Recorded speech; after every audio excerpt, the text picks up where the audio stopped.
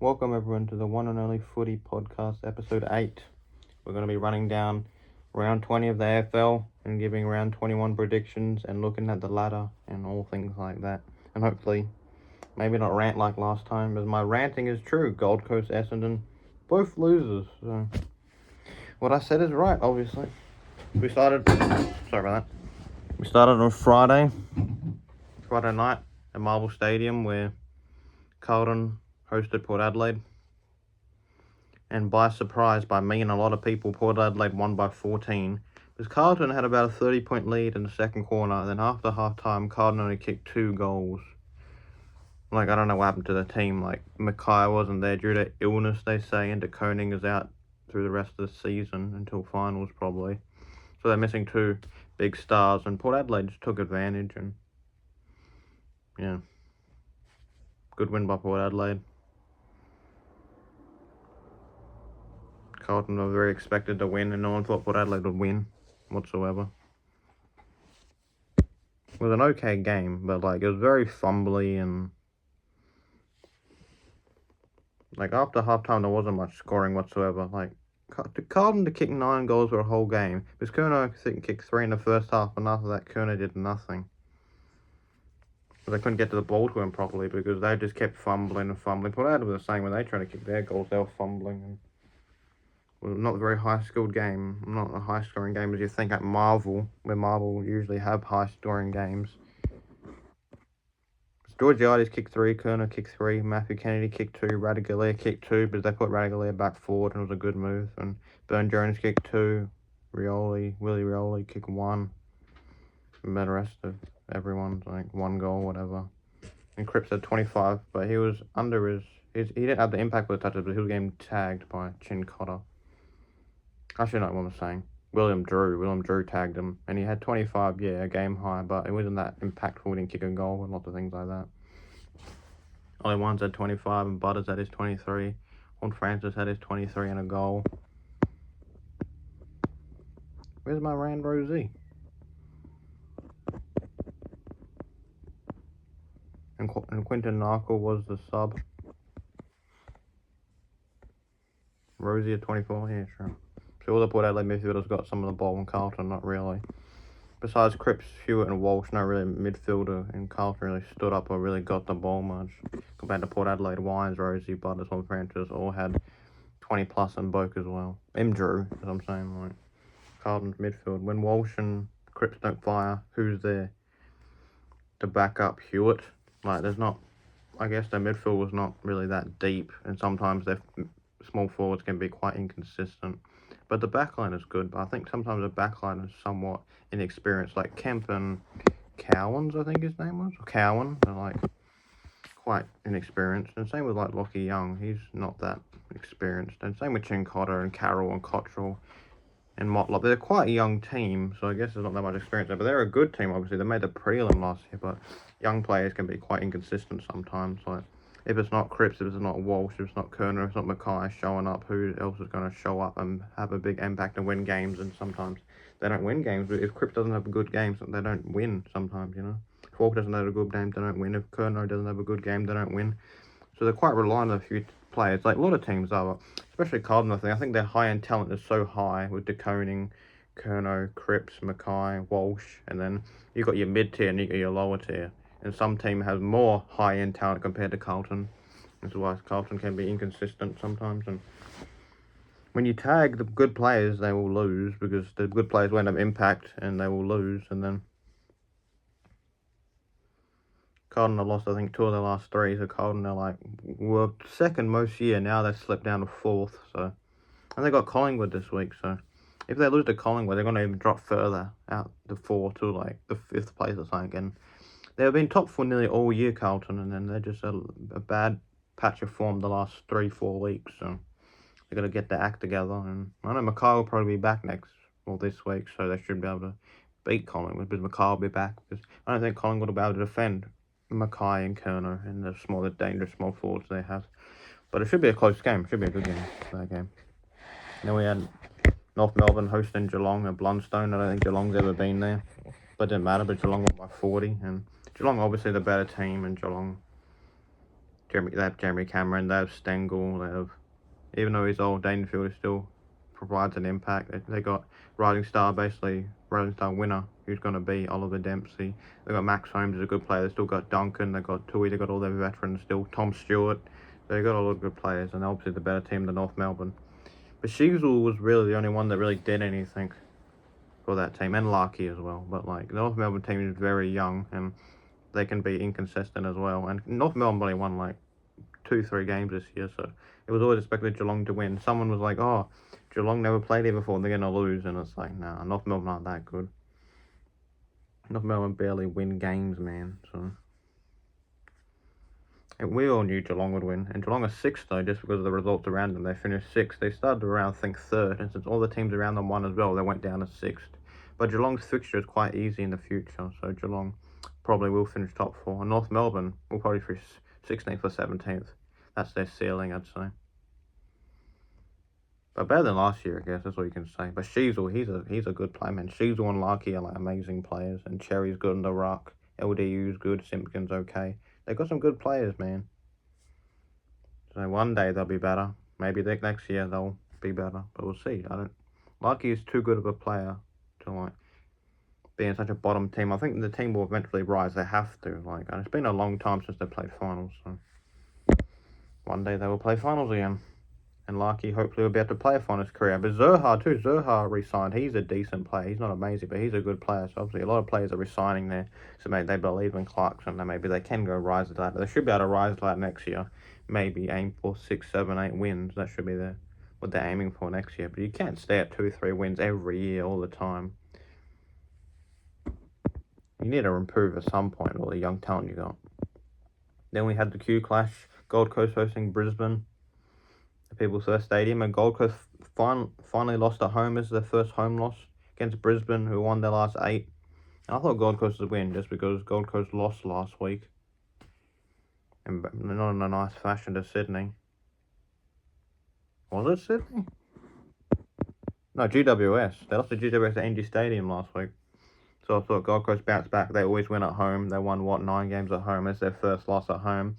And by Q Clashes, Brisbane always dominate Q Clashes, and Brisbane have won maybe 11 of the last 13 Q Clashes, something crazy like that. And Zorko won the Marcus Ashcroft medal, which is the best on-ground medal. And Lockie Neal had a good game too. They both had, 33, 34. And Gold Coast, I don't know, they only scored 65, but they lost by 5 goals. And I didn't expect Gold Coast to lose this, but they never lose at home. But now they do. And now their finals chances are basically gone. Because they only kick 9 goals. How are you going to win a game by kicking 9 goals? But Ben King kicked 1 goal 3, and Ben Long kicked 1 goal 2, so that doesn't really help you. But for Brisbane, Danaher, Cameron, Rayner all kicked 2. McCluggage kicked 2. Even Hipwood kicked 1. But I'm saying Lockie Neal had 35, and Zorko had 32. Dunkley 31. Wilmot 27. Rayner 25. Berry 24. Lester 22. McCluggage 22. Ashcroft 21. They had a lot of players and a lot of ball winners. They got the ball a lot. And for Gold Coast, the only ones that had like more than 25 was only Flanders. He had 33. Anderson had 23. Rao had 21. So I'm saying the Gold Coast midfielders just didn't show up. I guess they got smashed. Right? No one on the Gold Coast team really had that much ball. Besides Flanders, like no one else had more than 25. Because Brisbane had 89 more of their possessions, and Brisbane just controlled the ball. And Brisbane won their last 8, and now they're second place on the ladder still. And they're climbing, man. They're like the second premiership favourite, I'd say, right now. Like, they started the season so bad, and now look at them. Just rising above. From 0-3. Even 3, they were, I think, 2-5 or 3-6 at some point, and then that was Anzac Day, and the Anzac Day week, and then, boom, since then, I think they won, like, 10 of their last 12, and they won their last 8 in a row, so they're in crazy form, man. Crazy, crazy form. Who's going to stop them? Are they going to lose? They will lose one game, I think, but I don't know who to, because next week this week they got St Kilda, so we shall see. Then we had St Kilda. Speaking of St Kilda, we had St Kilda hosting Essendon at Marvel Stadium, and Essendon were the favourites, obviously, because St Kilda are like, 14th or 15th right above the ladder, and Essendon were top 8, and they've been top 8 all year, and they were even top 4 at the start of the year, but their form has been so bad. The last 8 weeks has been crazy, and I thought, you lost Adelaide, surely you can beat St Kilda, but St Kilda is like, are not that good, obviously. But St Kilda put 108 points on them, and St Kilda won by 53. It was crazy, man. Essendon just didn't show up. I don't know what's going on, man. Essendon have only won 2 games the last 8. That is crazy, man.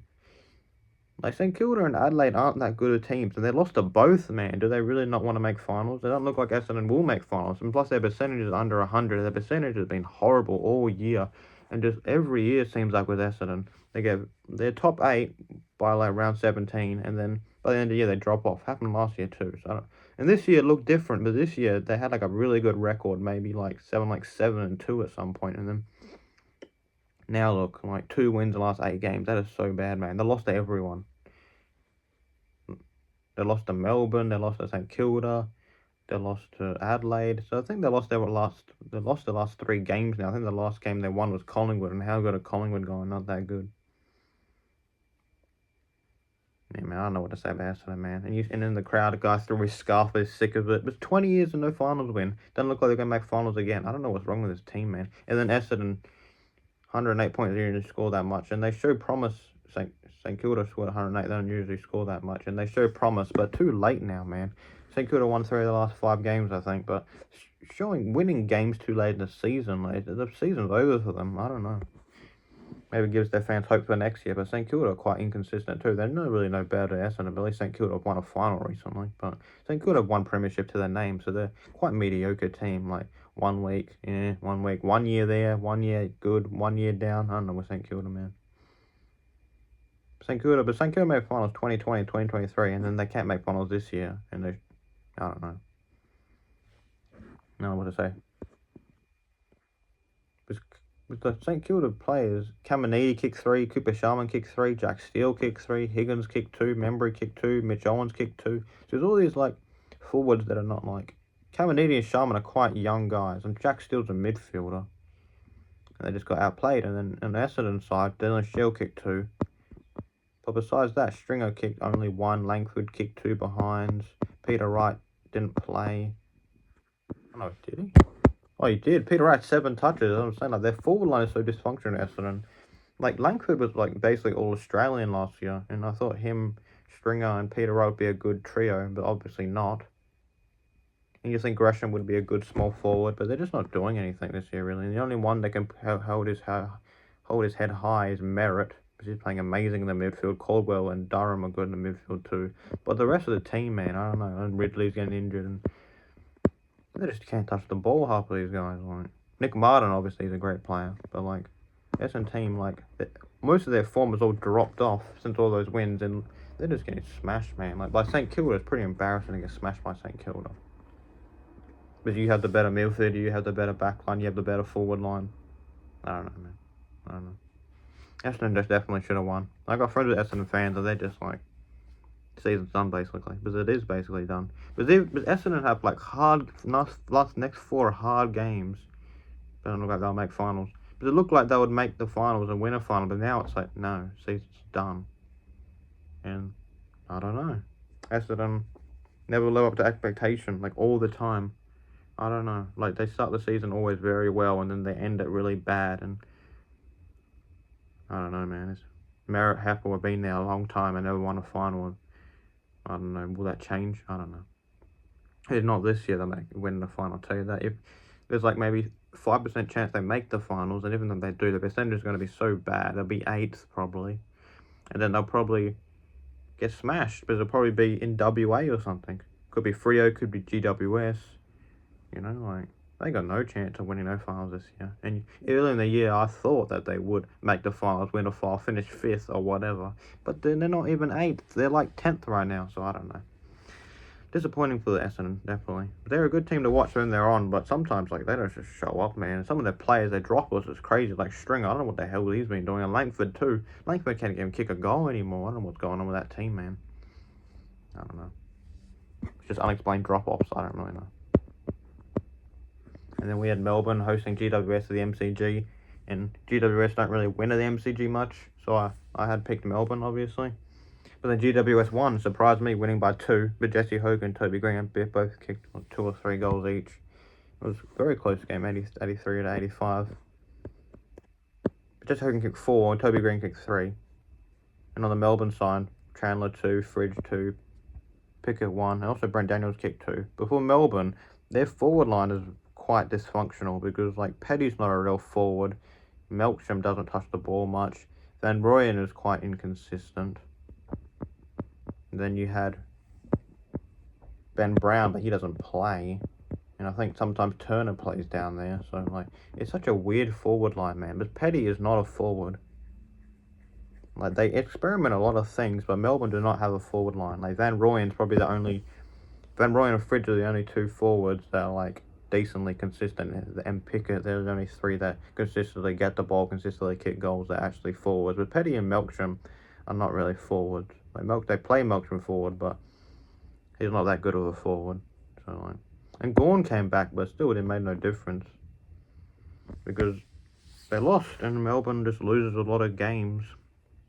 Since Petrarca's been out, they lost a lot of games. Even when Petrarca was playing, they weren't playing that well. And they rushed May back because they think, oh, May's back, we're going to win the game. They didn't win the game. But Melbourne still have a lot of talent on their list, and Rivers and Viney, and they have a lot of still premiership players, a lot of young guys, and you still got Lever, you still got May, even though May's old, he's still serviceable enough. Like,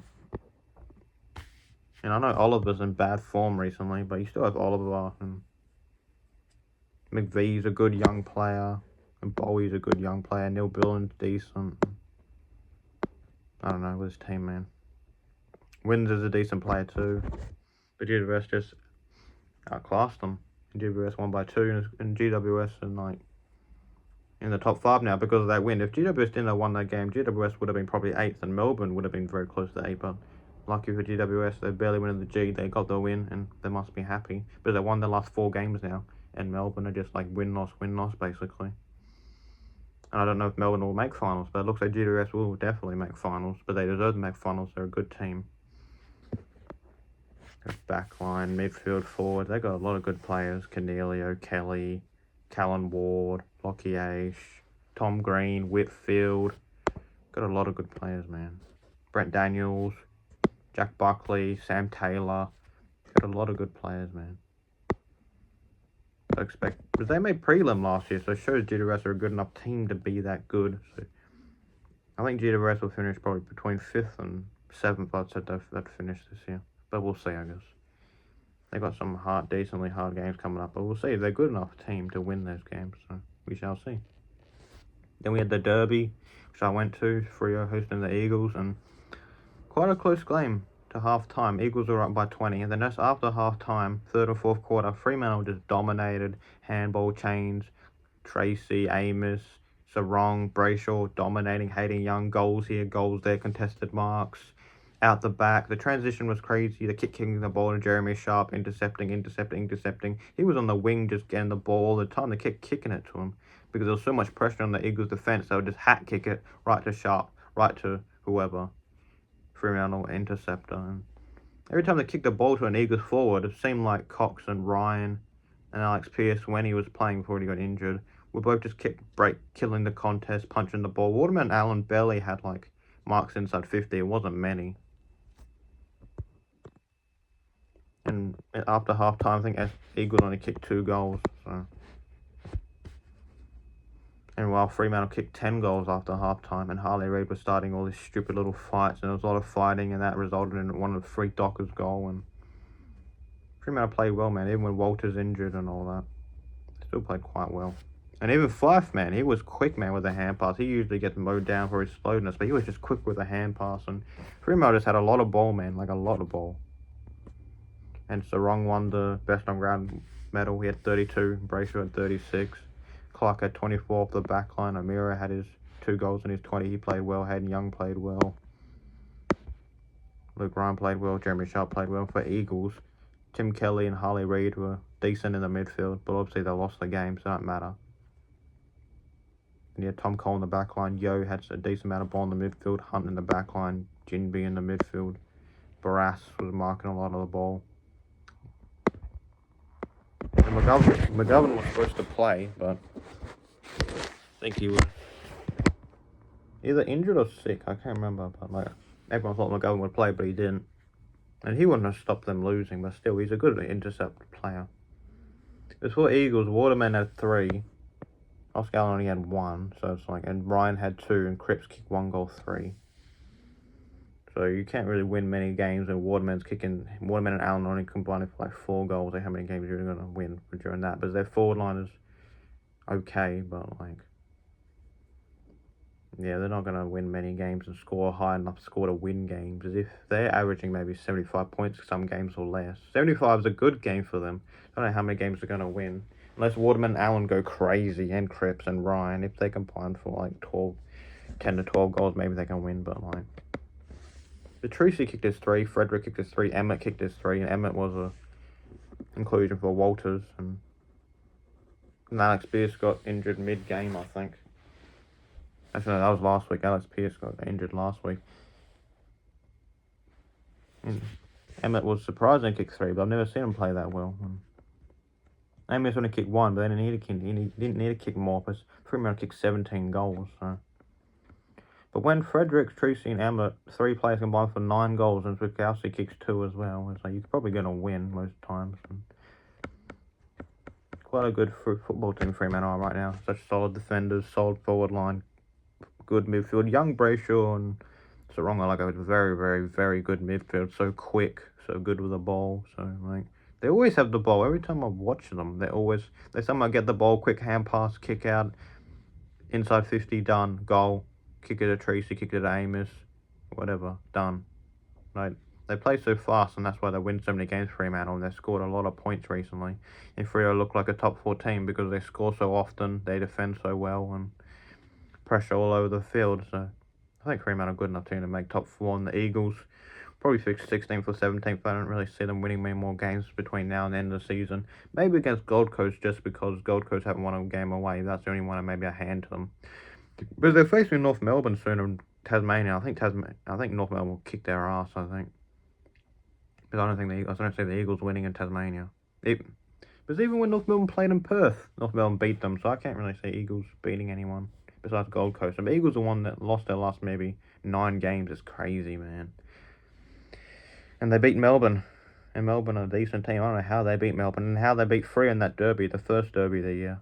And just after that, they haven't won a single game. They've got close a few times. They play better in Perth, but when they play away, it's shocking, man. Absolutely shocking. It's such like craziness, man.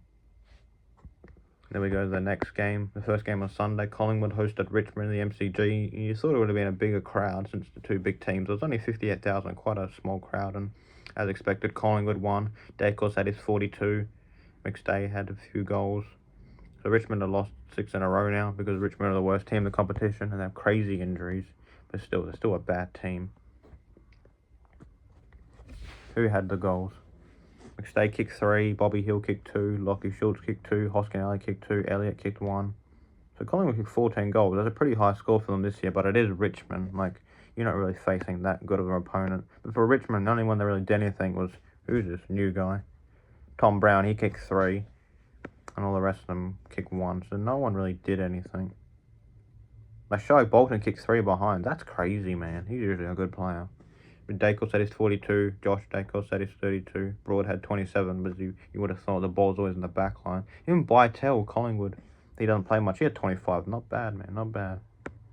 And Pendlebury got subbed off technically, but obviously you want to keep him fresh for next week. And what can you say about this game? Collingwood's slight chance of finals. Stay alive because they won this game, and Richmond destined for the wooden spoon. But everyone gets injuries in the end. I know they got a lot of injuries, but everyone gets injured in the end. And if they didn't have injuries, I don't think they would make top 8 either. Richmond, not even close. I don't know why they got so much talent with Bolter and Bolton and Broad and Dusty still, and I don't know, Daniel Rioli, Jane Short, Loston, Liam Baker, Hopper, McIntosh, Prestia. He's still got a lot of good players. Taranto. They got a lot of good players. But Tom Lynch, but he's always injured. Dusty, I don't know what's happening with Dusty, but let's see what happens next year if they get rid of Dusty or what. We'll see what happens next year if Tom Lynch can get a good run of form. I don't know. We can't with Richmond. From Premiership to... It's okay. The fans will be okay. And then we had Sydney hosting Western Bulldogs at the SCG. And since Sydney have been in such crazy bad form, I thought, surely you can beat the Western Bulldogs at home. But no, they got smacked. They lost by 40 points. Pretty embarrassing, really. But I think Western Bulldogs kicked the first 5. The Western Bulldogs are all over them, and I don't know what to say. Hugo Hagen kicked another 4, I think 3 weeks in a row. And Sydney kicking 48 points is pretty pathetic with the amount of talent they have. I know Papley and Rampy are injured, and McInerney and Robot are both out, but 48 points is crazy. At home, too. But Hugo Hagen kicked 4, and West kicked 2, and McNeil kicked 2. So Western Bulldogs forwards are just way better. And for Sydney, McLean 2, Gordon 1. I'm saying McDonald kicked 1, and Amadi kicked nothing. So, and Chad Warner was very, very quiet. Heaney had a decent game for 32. Gordon had his 27. But yeah, Chad Warner had a really bad game. And like Mills could barely touch the ball. Yeah. I don't know about Sydney. Parker, 19, not bad. Well, for Western Bulldogs, as usual, Bontempelli had his good game. Treloar had 40, that's crazy. Ballydale 25, Ed Richard 25, Bramble 23, Bontempelli 22 and a goal. Same 22 and a goals quiet for Bontempelli, but he's such a good player with such high standards, that's why it looks like 22 points is nothing. But 22 and a goals are good games. Bontempelli kicks nearly a goal a game. Bontempelli is such a good player, like he's nearly the Brownlow favourite. Him, Cripps, and Dacos are probably the 3 favourites for the Brownlow right now, because I think Gordon's cooled off, Warner's cooled off. I think Heaney has been okay in some games, not okay in some games. I don't think Heaney would have won it if he even wasn't suspended. I don't think Heaney would have won it, because Heaney's first few weeks were crazy, but after that, I think Gordon and Warner were outplaying them, so. It should be a close Brownlow race, though. There's no, like, clear favourite. I would say Patrick Cripps would have a little bit of an edge, but not by much.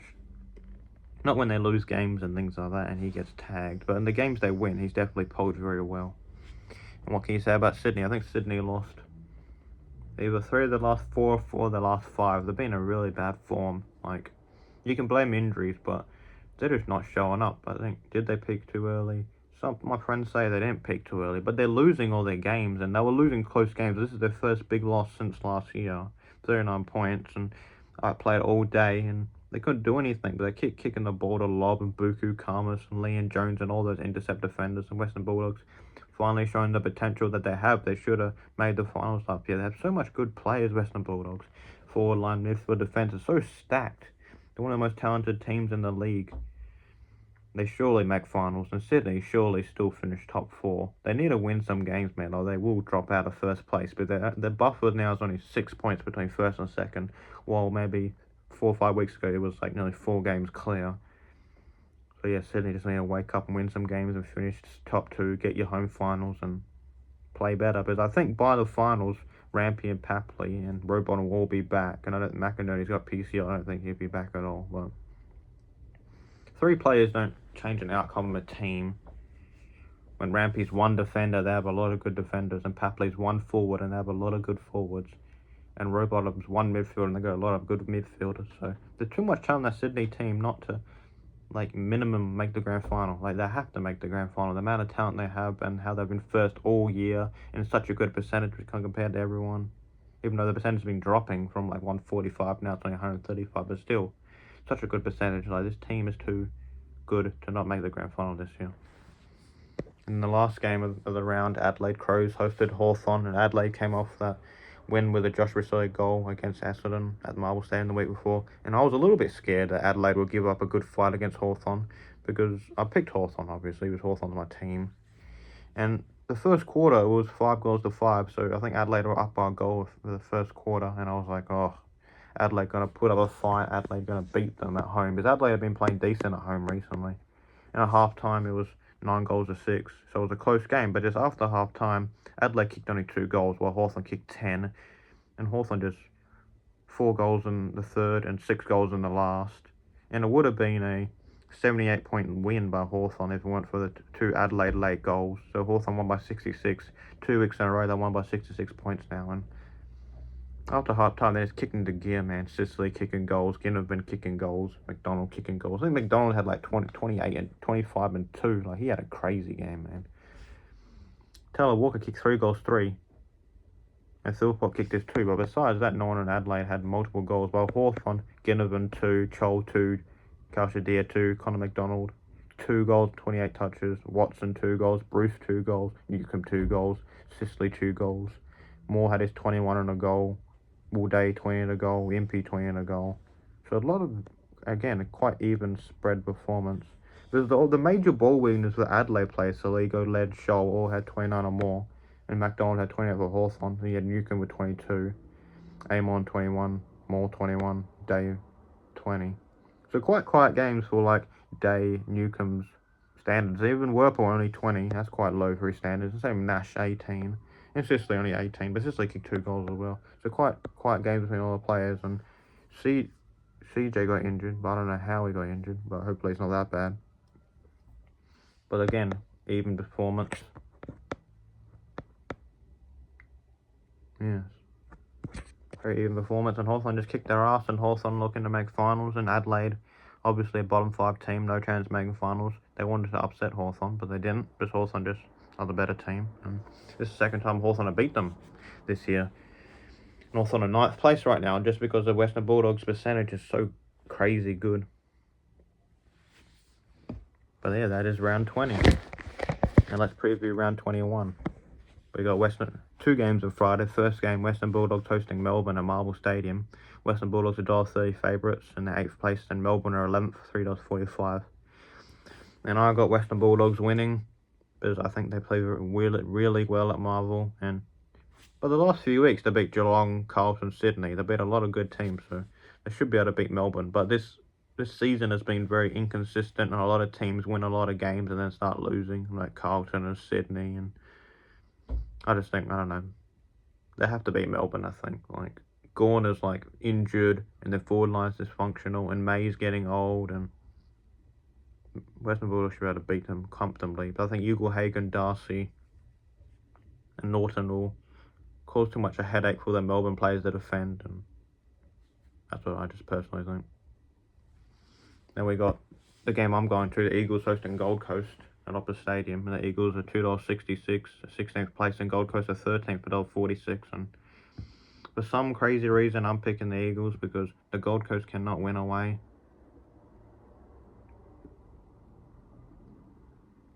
Sorry about that, someone messaged me. But then I question if I should pick Gold Coast, but Gold Coast are the one that lost their last 2 games, I think, now. Because they lost to GWS away and they lost to Brisbane at home. No, I got the Eagles, man. I think the Eagles are in for a win, and plus is at home, of course. They play better at home, but yeah, I've got the Eagles, and people might think I'm crazy, but I've got the Eagles winning that game. But it should be a close game, I think. We'll just see. But earlier in the year, Gold Coast played Freo in Perth, and they did not play well whatsoever. So Gold Coast are not really known for playing well at Optus Stadium. Then on Saturday, barn burner, get your tickets. 17th. North Melbourne hosting 18th Richmond at Marvel Stadium. $1.72 North Melbourne the favourites, and Richmond at $2.10. And I got North Melbourne winning, just because North Melbourne's a better team. Only by slightly a better team. But they got Larkin, they got Sheasel, and they got LDU, and they got Simpkin. McKercher, they got Wardlaw. There's enough good players to beat Richmond. I don't know how much they're going to win by, but whatever, we'll see. I ain't watching, obviously, but North Melbourne should win. Get another win for the year. And then we got Geelong hosting Adelaide at GMHBA.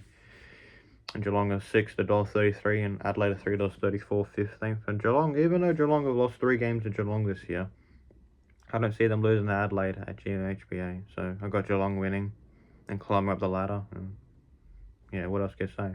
Geelong are just better. Always play decent at home usually. Jeremy Cameron, a good player. Tom Stewart's a good player. They're a lot better than Adelaide, so that's what I think. And then we got massive game. Collingwood 12th hosting Carlton 4th at the MCG. Carlton $1.50 to win, and Collingwood $2.60. And Pendlebury's 400th game, and it should be a huge crowd, just like last time these 2 teams faced. And Collingwood's season's basically on the line. If they lose this game, the season's done, basically. And Carlton's top 4 chances are sort of on the line for this game too. But I got Carlton winning and responding to that bad loss against Port Adelaide. And I think Ben Mackay will come back and they'll reshuffle the team a little bit. And I got Carlton winning. But close game. Should be a close game, though. But I picked Carlton to beat them last time they faced earlier in the year, and Collingwood beat them. Actually, no, I beat Collingwood, am I saying? This is when Collingwood was going a lot better, but Collingwood haven't been going well recently. When they beat Richmond, it was the first time they won a game in 5 weeks. So I see Collingwood losing again and out of the 8 and not make the finals whatsoever, and Carlton will be cementing a spot in the top 4, sort of. That's what I think, at least. And then we got Port Adelaide hosting Sydney, the Adelaide Oval. Now, this is a very, very hard game to pick. Port Adelaide are 7th and Sydney are 1st. And Port Adelaide $1.89 and Sydney $1.95. And Port Adelaide have been decent form. I think 3 of the last 4 games they've won. And Sydney have been horrible, losing a lot of games recently. Man, it's so hard to pick, man. But I want to pick Port Adelaide just because Sydney have been a shocking form. But Sydney have to win a game at some point. So have I done most of this year? I'm picking Sydney to beat Port Adelaide. By the smallest of our margins, I don't know. Port Adelaide, if Sydney are the first place team and want to prove that they deserve top 2, they have to win a game sooner rather than later. I think Sydney's last win was against maybe, let me see.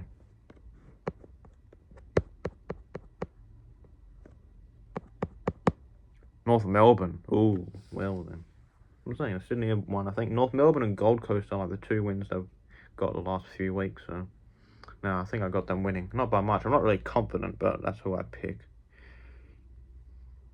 So we put Adelaide.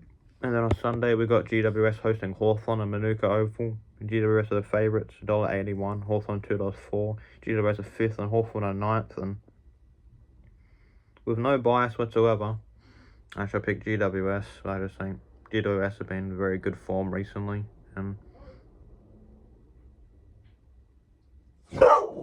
Alright then. What's it?